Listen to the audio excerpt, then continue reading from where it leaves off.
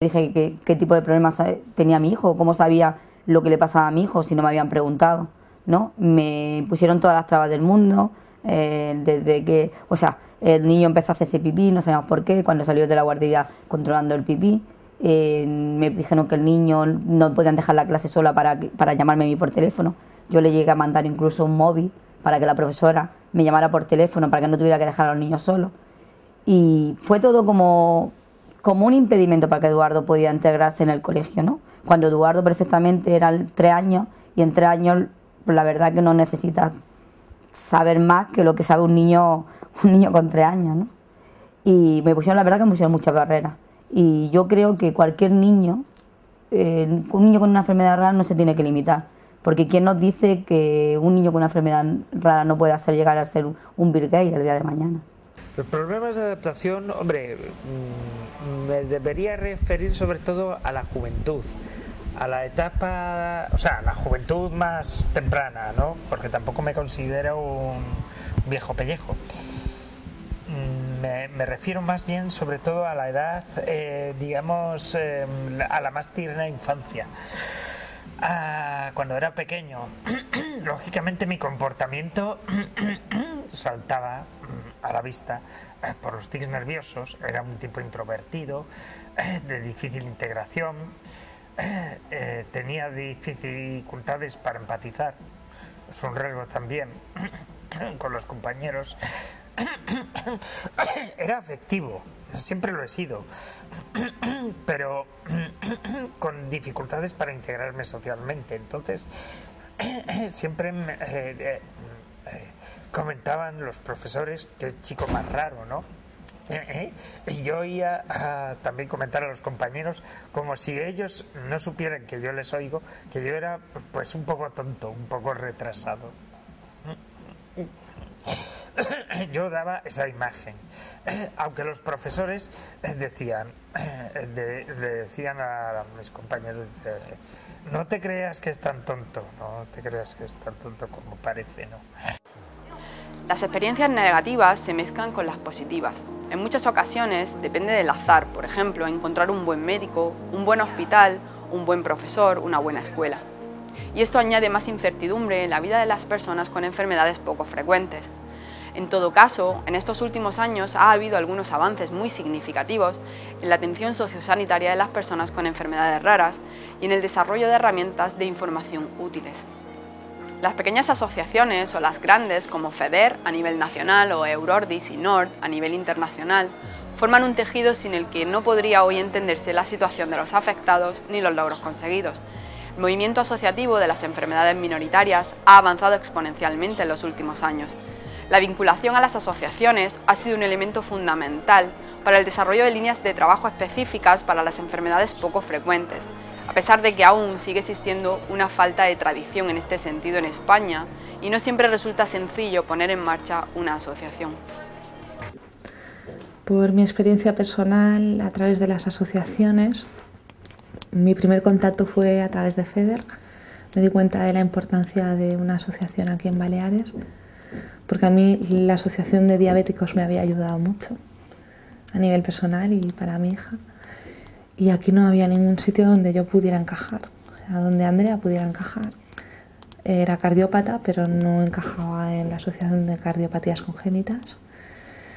Era afectada renal, pero tampoco encajaba en el perfil de las enfermedades renales. Entonces decidí montar la asociación de enfermedades raras aquí en Baleares. Y entonces emprendí la asociación con otra madre que también tenía una hija que tiene una enfermedad muy poco frecuente, y para mí fue un bálsamo el formarla y empezar a ayudar a la gente. DGEN surge prácticamente en esa fase de aceptación de la enfermedad, ¿no? Es decir, prácticamente a principios del año 2008, en enero de los 2008, pues ya nos dimos cuenta que tanto Naka como yo que queríamos compartir con otras familias y con otras personas lo que nos estaba pasando, ¿no? Y lo que nosotros quisimos es hacer una asociación con un carácter genérico y que pudiese englobar a familias con diversas enfermedades raras, ¿no?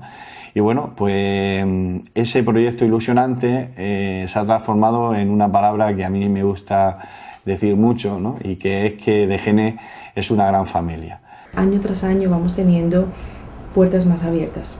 Desde esa perspectiva, quizás ahora somos más conocidos que antes. No significa que seamos una de las principales plataformas de pacientes más conocidas en España, pero sí que nos vamos dando cuenta que se nos va teniendo en cuenta en órganos de decisión, se nos va teniendo en cuenta en diferentes plataformas asociativas, y en ese sentido vamos sintiendo que el trabajo que se está desarrollando en pro de este inmenso colectivo al que estamos representando, bueno, pues cada vez va teniendo mayor eco, mayor repercusión. El siglo XXI será probablemente el siglo de la biotecnología. Esa es nuestra esperanza. También es frecuente oír que el siglo XX ha sido el de la revolución en las comunicaciones. La prensa, el cine, la televisión, Internet han cambiado la vida de los pacientes, la forma de entender y de vivir las enfermedades raras. Cuando se preguntó a Ray Tomlinson, inventor del correo electrónico y premio Príncipe de Asturias, si recordaba haber recibido algún correo electrónico particularmente gratificante, respondió que recordaba especialmente uno en donde una persona le daba las gracias en nombre de un familiar que sufría una enfermedad rara, porque gracias precisamente a un grupo de intercambio de correos había logrado conectar con personas que tenían la misma patología. Eso le cambió por completo la vida y además le sirvió para gestionar mejor todos los aspectos relacionados con la enfermedad. Pues cuando le diagnosticaron a mi hija la enfermedad, lo primero que hice fue conectarme a Internet y ver qué recursos existían en España. Y bueno, mi primera impresión fue buena porque aparecía una federación estatal de enfermedades raras, en este caso FEDER. Tenían un servicio de información y orientación y hice una primera consulta. Ese fue mi primer acercamiento a la federación. Y como familiar de una persona que sufre una de estas enfermedades de baja prevalencia, pues creo que la existencia de ese recurso pues me abrió una primera puerta, ¿no? en ese momento tan difícil de asumir por parte de un familiar. Internet bien utilizado es una buena herramienta, pero siempre bien utilizado porque también te puede hundir mucho. A través de Internet hemos podido comunicarnos con otras personas en otros sitios que tienen lo mismo que tú y te puedes sentir comprendido, apoyado y pues buscar soluciones, pero si no lo sabes manejar es una herramienta peligrosa. Pero puedes empezar a ver cosas que realmente no tienen por qué suceder. Cuando no existía Internet, cuando no existían estas comunicaciones, una persona con una enfermedad rara podía vivir toda su vida pensando que era el único, pensando que no había nadie más en el mundo, él, quizá su familia, pero no había ninguna posibilidad de contactar con nadie. Para mí Internet, desde luego, es la que tiene mayor, de todos los medios, es aquel que tiene mayor información. Internet tiene dos problemas. Uno, como con cualquier otra información, saber seleccionar la información correcta, y otra, la accesibilidad. Que nos podemos encontrar con enfermedades raras o podemos encontrarnos con discapacidades que necesitan accesibilidad a la web y por tanto pues son dos condiciones previas. Pero yo creo que Internet es la que tiene la información más amplia sobre todas las discapacidades, a condición de saber seleccionarlas, ¿no? Y de elegirlas. Internet, sobre todo la web 2.0, permite salir de casa a gente que no sale nunca, aunque solamente sea por Internet. Permite relacionarse con el mundo exterior, con otras personas de fuera, que compartan su misma discapacidad o no, pero yo creo que Internet, como casi todas las nuevas tecnologías, favorecen a la discapacidad. En el año 98, cuando empezamos, Internet no existía. Claro, en el año 98 le decían al padre de un chico, pues su hijo tiene Pompe. Y decía, bueno, ¿y qué es Pompe? ¿Y dónde te iba? A una enciclopedia que estaba editada hacía la última hacía un año, pero la información era de hace 5, con lo cual había avanzado o había nuevas informaciones que podían suavizar o no la información que se tenía, y la información no era real. aparecieron las publicaciones en revistas médicas. Pero claro, en revistas médicas era una persona que había investigado, posiblemente hacía cuestión de un año, que había conseguido convencer a la editorial o al consejo de redacción o al consejo científico de esa revista que merecía la pena, bueno, pues que esa revista recogiera o incluyera un estudio que yo había realizado. Pero el enfermo no tenía acceso a ese estudio porque era de estudios técnicos. Y al final Internet ha acercado todo eso al enfermo. Hombre, en nuestro caso, desde luego, fue un instrumento que sirvió para salvarle la vida. No fue el único instrumento, ¿no? Si solamente hubiéramos dependido de los medios de comunicación, pues no hubiéramos conseguido nuestro objetivo. Pero vamos, fue un instrumento que en ese aspecto pues creo que supimos utilizarlo bien desde nuestra posición, y también por supuesto la asociación nos ayudó muchísimo. O sea, supimos jugar con esa baza que teníamos de los medios de comunicación, y el mensaje era claro, ¿no? O sea, en este caso pues era un mensaje muy fácil de transmitir. Un niño muy pequeño que a lo mejor por la inflexibilidad o la intransigencia o las pocas ganas de moverse de ciertos agentes pues iba a perder la vida, ¿no? Era un mensaje muy fácil de transmitir en su caso particular. Con respecto al tratamiento de las enfermedades raras en general, ya la cosa cambia, ¿no? O sea, eso no es así. Nosotros siempre queremos tomar los medios de comunicación como un entorno amigo que nos puede ayudar exponencialmente a transmitir nuestro mensaje. Pero esa es nuestra visión. El medio de comunicación toma conciencia de nuestra situación cuando ocurre algo llamativo. Entonces se acerca a nosotros, pero el problema es que no nos da el tiempo suficiente. Una cosa es la realidad y otra cosa es la información. La información siempre se ve un poco sesgada por una cuestión de impresionar, o una cuestión de competencia, una cuestión de impacto. Es decir, lamentablemente estamos ante una cuestión de que si una cosa no produce impacto, que la gente diga, uy, es como que es una noticia que no trasciende. Entonces, la gran mayoría de noticias o algunas se deforman o se tergiversan para darle mayor impacto. Entonces, las noticias son buenas, son importantes, los avances se producen, pero evidentemente el impacto en el paciente a lo mejor no es el que se predice inicialmente o el que se dice en la noticia. Pero yo creo que, como todo en la vida, hay que lograr un equilibrio. Se tiene que seguir investigando, se tienen que seguir los logros, y la única manera de conseguir inversión y que reconozcan el trabajo científico es con la difusión. Y la difusión periodística a veces necesita también de un poco de ayuda de impacto. The media sensationalizes work. So sometimes in an effort to get word out, it will overstate the work, and it gives people false hope. I don't think it's done maliciously. I think people get excited by progress. But overall, there's very little publicity that I see nowadays in the press. There's been a lot of great work that people don't know is occurring. And I think for rare disease, people would like to hear that rare diseases are being treated right now in people. But most people have no idea that that's even going on. La Marató de Televisión de Cataluña y no, efectivamente cala mucho en la sociedad catalana. Es decir, este último año, la Marató se dedicó a las enfermedades minoritarias, precisamente, enfermedades raras, que en Cataluña se les ha llamado minoritarias, y precisamente se recogieron, creo que unos 7 millones y pico de euros, que 7 millones y pico de euros en la época de crisis en que estamos, para nosotros es algo importantísimo. En las enfermedades raras hubo un antes y un después de la implicación de la princesa de Asturias. Pues me lo han dicho, yo coincidió mi entrada en aquel momento, pero la verdad que se implique una persona mediáticamente importante hace que la gente relacione la información con la persona que la está representando. Valoro que lo más necesario es que precisamente las personas que conocemos siempre a través de los medios de comunicación, los deportistas,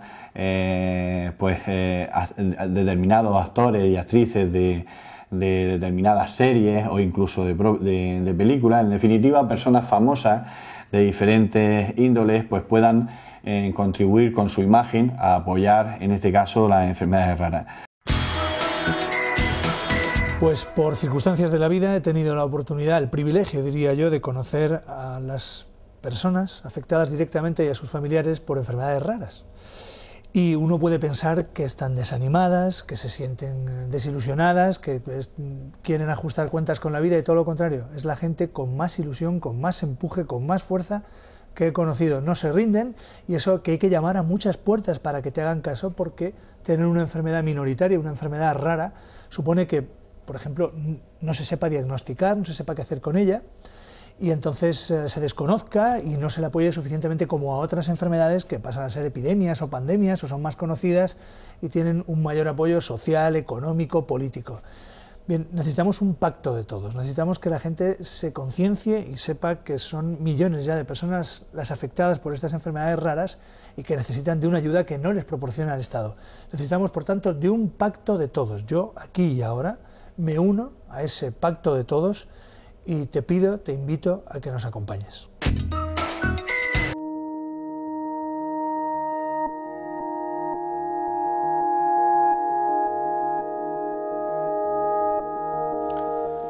Los progresos en el desarrollo de planes y estrategias de carácter específico es un primer paso importante para mejorar la atención de las personas con enfermedades raras. En España tenemos una estrategia nacional y también planes en Andalucía o en Extremadura, por ejemplo. Claro está que la materialización de esos documentos requiere también un compromiso económico, nacional e internacional, que no se puede olvidar, ni siquiera en momentos de crisis como el actual. Es decir, nosotros partíamos de una realidad donde las enfermedades raras eran o se estaban intentando atender lo mejor que se sabía y se podía en función de los recursos, a veces dispersos y poco organizados, y hemos empezado a organizarnos. Esto quiere decir que todavía encontramos, y es muy probable que podamos encontrar, por una parte, situaciones de disfunción heredada, aunque determinados mecanismos han empezado a ponerse en marcha para mejorar la coordinación a nivel de determinadas comunidades autónomas. Es cierto que partimos de situaciones que no siempre eran idóneas y que de algún modo pueden estar o haber estado enquistadas, y reconducir esta situación forma parte de las actividades que tenemos que hacer los que estamos desarrollando planes de salud. Europlan es un instrumento de ayuda a todos los Estados miembros para que puedan tener un plan nacional de enfermedades raras. Está muy bien tener una estrategia europea, pero hay que hacerla vivir cerca de la gente. Y en este momento solo hay 6 Estados miembros que han adoptado su plan nacional de enfermedades raras. España fue el quinto, y eso quiere decir que nos faltan 21. Eso significa que hay que dedicar un gran esfuerzo, que hay que hacer asistencia técnica, que hay que hacer formación, porque no todo el mundo parte del mismo nivel ni conoce las enfermedades raras de la misma forma. Hay Estados miembros en que hablar de enfermedades raras es como hablar de vudú. No deja de ser una realidad que hay crisis, pero no deja de ser una realidad que las enfermedades raras son una circunstancia excepcional y que a pesar de la crisis hay, al menos en Andalucía, un compromiso político importante por no desatender la atención a los enfermos con enfermedades raras. Pero sí, desde luego, que eso nos está obligando y nos va a obligar siempre. Debe ser una obligación, haya crisis o no, a hacer un uso lo más eficiente que podamos de los recursos que tenemos. Que en términos de lo que es dotación presupuestaria vamos a asistir a problemas graves, y yo creo que ahí no estoy descubriendo nada. Yo no creo que vaya a haber una reducción en lo que se estaba en estos momentos dotando para enfermedades raras, pero tampoco estoy absolutamente seguro de que vaya a haber un aumento, que era algo que estaba clarísimo hace 2 años. La puesta en marcha de centros de referencia para la atención de las personas con enfermedades raras o para la investigación en este tipo de patologías es la llave que puede aliviar y, en el mejor de los casos, resolver los múltiples problemas que hemos ido viendo: el desconocimiento, los errores diagnósticos, la escasez de tratamientos curativos. En estos últimos años destaca la puesta en marcha del Centro de Referencia Estatal de Atención a Personas con Enfermedades Raras y sus Familias de Burgos, el CREER, dependiente del IMSERSO. El tratar o el trabajar directamente con las familias, con las personas afectadas en todo su ámbito del día a día, ¿no? De los cuidados, es el fundamental. desde la asistencia sociosanitaria, que es nuestro principal objetivo. Eso por un lado, y luego el poder trasladarlo a, digamos, a las casas, ¿no? de las personas que tienen enfermedades raras, a su comunidad autónoma, a su ciudad. A mí me gustaría que de aquí salieran esos modelos de atención por grupos de enfermedades, por enfermedad, y que en su entorno más inmediato se pudiera trabajar con ellos así, que no tuvieran que venir ellos aquí, sino que nosotros podamos llevarles esas soluciones a su casa, ¿no? Se crea en el 2009 un centro que va a buscar de alguna manera reconocer esos derechos que llevan luchando durante tanto tiempo las personas afectadas por el síndrome minoritario y sus familiares, y que sea un lugar de encuentro para dichas personas y dichos familiares, ¿no? A su vez, lo que se busca es que ese centro permita o tenga la capacidad de crear el conocimiento suficiente y poder gestionarlo para que ese conocimiento pueda viajar a lo largo del territorio nacional, incluso a nivel internacional, y pueda ayudar a las personas que padecen enfermedades raras allí donde se encuentren, ¿no? Desde el punto de vista administrativo hay una experiencia positiva que no me gustaría que pasara, y es la colaboración, aparte de la organización de pacientes que de FEDER, que como ya he comentado antes, y alguna asociación específica con la que tenemos contacto, el propio centro, el conocido como Centro de Burgos, la gente del Centro de Burgos, la gente de CREER, que desde el primer momento han abierto sus puertas a la colaboración y tenemos una estrecha colaboración con ellos, y eso es muy importante en la administración, porque a veces no es fácil, porque uno dice, estos son mis competencias, estos son las competencias del otro centro, y sin embargo aquí hay una línea que casi no hay división entre nosotros a la hora de colaborar. Evidentemente cada uno tenemos nuestras competencias y nuestros conocimientos y nuestras organizaciones de las que dependemos, pero es una línea absolutamente transparente de colaboración en todos los aspectos y abierta, y eso también es una experiencia positiva que también la gente la debe conocer, porque no estamos hablando solamente de cada uno hacemos lo que podemos, sino estamos hablando también de que las administraciones de vez en cuando funcionan. Para los familiares que vivimos con una enfermedad rara, si hay una institución con la cual nos sentimos plenamente identificados, y que para mí ya es algo más, forma parte también de mi familia, es el CREER, el Centro de Referencia Estatal de Burgos. La verdad que mi percepción desde el momento que tuve la oportunidad de llegar por primera vez a este centro es de destacar la gran profesionalidad del equipo humano y profesional que hay en el CREER, con su máximo responsable como director, Miguel Ángel Ruiz, porque esa cercanía y esa profesionalidad la transmitían en el día a día con los pacientes y también con los familiares, ¿no? El querer que en todo momento te sientas en el centro como si estuvieras en tu propia casa. Para mí es muy importante, porque allí fue donde encontré la última solución o la última mejora de mi hija. Allí fui al primer encuentro de asociaciones de enfermedades raras, y allí tuve la oportunidad de conocer la presidenta de la Asociación de Neurofibromatosis de España, Begoña, que hablando y compartiendo nuestras historias me comentó la posibilidad de ponerme en contacto con una familia que tenía neurofibromatosis, que había tenido un problema de estenosis de la arteria renal y la habían podido operar fuera. Las personas con enfermedades minoritarias y sus familias aluden a menudo a la importancia de la investigación, puesto que ésta se asocia a curación, o al menos a posible mejora en las condiciones de vida de los afectados.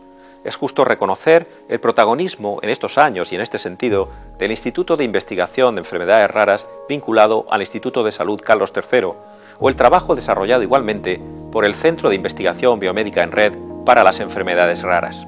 Estamos trabajando en lo que es el desarrollo de estándares de registros de enfermedades raras para toda Europa, y es posible que trabajemos también en colaboración con, estamos trabajando en biobancos, estamos trabajando también en la red de Eurobiobank, éramos socios fundadores, almacenando todas las muestras de biobanco desde los años 2004-2005 que empezamos con Eurobiobank, lo ha dirigido Eurordis, y que ahora ha pasado a dirigirlo Teletón Italia, y que vamos también a englobarnos con la red en el hub de biobancos de los Estados Unidos. Tenemos también luego líneas propias nosotros de investigación, de enfermedades concretas, tanto de aspectos epidemiológicos como el año pasado, que estuvimos trabajando en 2 grupos de proyectos buscando tratamientos y colaborando con grupos experimentales para encontrar fármacos para la esclerodermia, y estuvimos trabajando aportando nuestro granito de arena en términos de análisis y de recogida de casos.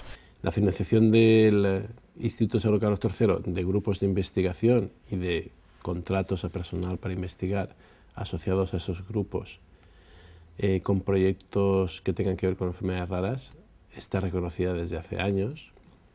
Existe una comisión específica de evaluación de esos proyectos que se llama de enfermedades genéticas y modelos de enfermedad, y sabemos que las enfermedades raras son mayoritariamente genéticas, y se están financiando proyectos de muchas enfermedades, sin lugar a dudas.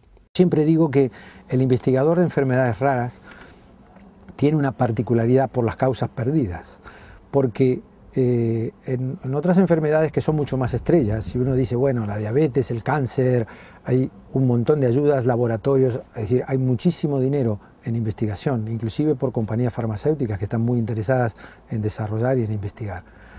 ¿Y qué ocurre? Que nosotros somos como si fuéramos los simpatizantes de un club de fútbol chico que no tiene estrellas, ¿no? Y sabe que lo más probable es que el partido lo pierda, o como mucho tendrá un jugador bueno y que con ese jugador podrá hacer un buen papel, pero comparado con las grandes estrellas, con los galácticos, ¿no? Entonces, lo mismo pasa. Yo creo que es una cuestión de actitud. El investigador de enfermedades raras tiene una actitud de compromiso con la enfermedad.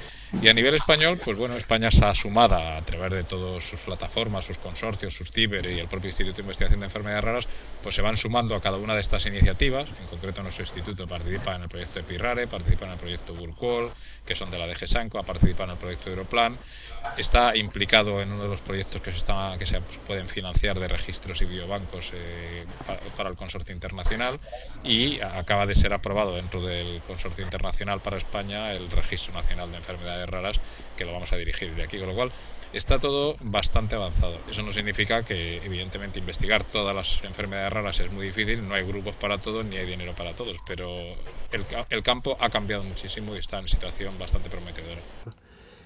Pero de enfermedades raras hay que captar gente que se interese por el campo. Nosotros tenemos esa obligación y nos gusta hacerlo, ¿no? Gente que se interese, que al entrar en nuestro terreno, haber tenido una vía que se lo haya facilitado, estas becas lanzaderas nuestras, pues alguno de ellos le entrará un sonillo y se mantendrá el tiempo ya de su carrera, la tendrá ahí.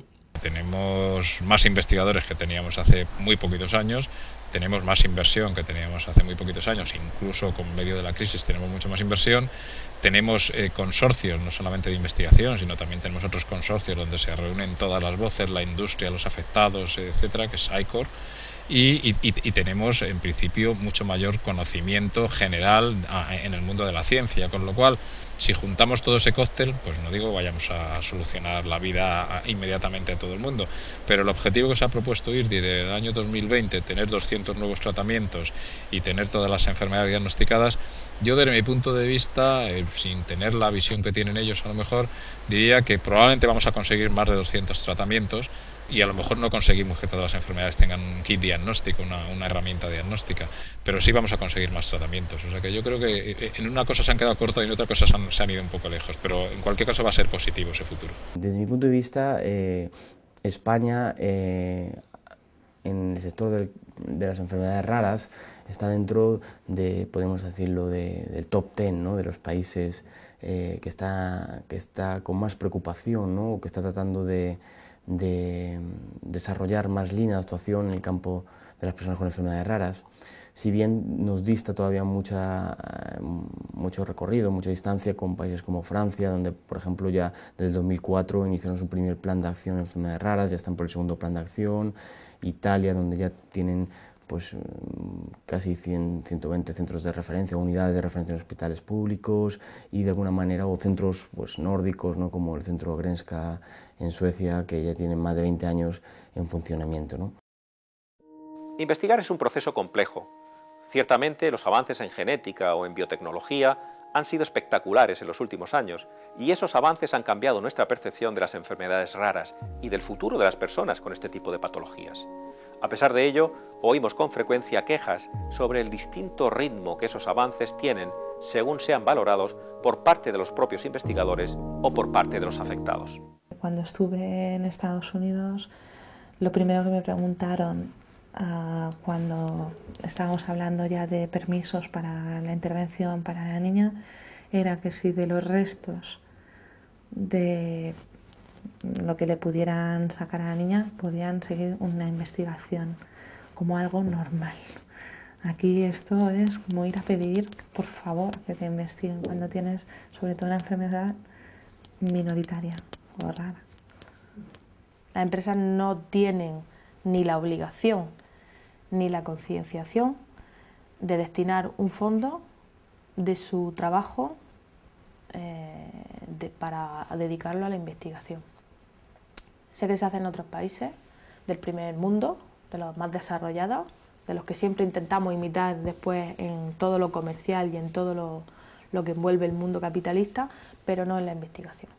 Es necesario el tener la investigación siempre presente y para ello hay que tener también claro que hay que dotar presupuestariamente todas estas líneas de investigación. Sin investigación, las enfermedades raras no tienen ningún futuro. Entonces lo que pretendemos ahora, en los pasos que estamos dando ahora mismo, consisten en intentar recapitular el fenotipo de celia en animales, en ratones. Para ello lo que vamos a hacer es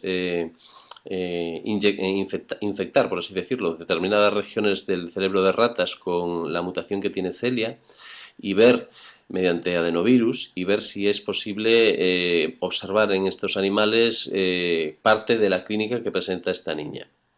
Esto nos puede dar información al analizar los cerebros de estas ratas, nos puede dar una información importante sobre los mecanismos. Si no conocemos bien los mecanismos, difícilmente podremos plantearnos tratamientos, ¿no? Al mismo tiempo, pues sobre cultivos vamos a probar, aún no empezamos, pero lo pretendemos hacer en estos próximos meses, algún fármaco que ya se está probando con cierto éxito en otras enfermedades no iguales, pero que el mecanismo genético es parecido. La intervención para mí fue una cosa